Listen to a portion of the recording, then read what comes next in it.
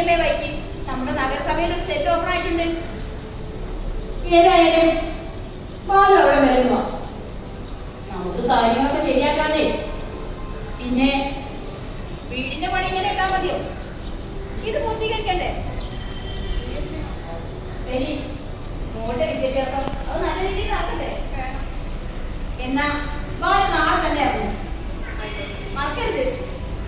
ഞാൻ പോട്ടെ, എനിക്ക് കുറച്ച് തിരക്കുണ്ട്. ബാലു, എനിക്കിപ്പോ വല്ലാതെ സന്തോഷം തോന്നുന്നു. നമ്മള് വീടൊക്കെ സ്വപ്നം പൂർത്തീകരിക്കാൻ പോണ പോലെ എല്ലാം ശരിയാണ്. എന്നാലും 2 റൂം എക്സ്ട്രാ എടുത്തത് എന്തായാലും ശരിയായി. ഒന്ന് പോ ബാലു, നമ്മളെ മോക്ക് എടുക്കാൻ റൂം വേണ്ടേ, പിന്നെ നമുക്ക് ഒരു ബെഡ്റൂം വേണ്ടേ, പിന്നെ വീട്ടിൽ ആരെങ്കിലും ഒക്കെ വരുമ്പോ അവർക്ക് എടുക്കാൻ റൂം വേണ്ടേ.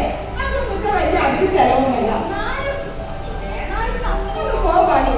ബാലു, ഞാൻ ചായ കുടിക്കാതെ പറയാം.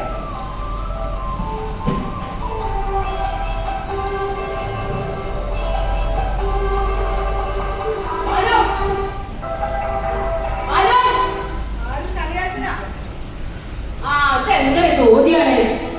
മുതലും പലിശയും കൂടി എനിക്ക് തരാനില്ലെങ്കിൽ അതിനെ കുറിച്ച് ഒരു ചിന്തയും ഇല്ല. നിന്റെ കയ്യിലത്തെ കാശില്ലേ, അതെടുത്ത് തന്നൂടെങ്കിൽ. അത്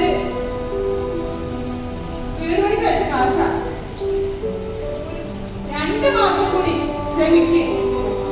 ബാലു, നീ മുതലിന് സാവധാനം തന്നാ മതി. പലിശയാണല്ലോ 25,000 രൂപ. അത് നീ വേഗം തരണം, അല്ലെങ്കിലേ നിന്റെ കുടുംബത്തിന്റെ നിരങ്ങേണ്ടി വരും ഞാൻ.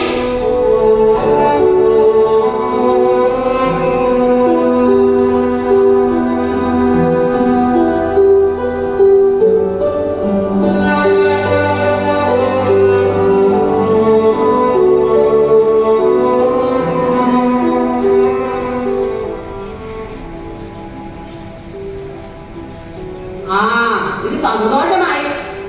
എന്നാലേ വീട് പണി ഉത്സാഹമായിട്ട് നടക്കട്ടെ. ഞാൻ അടുത്ത മാസം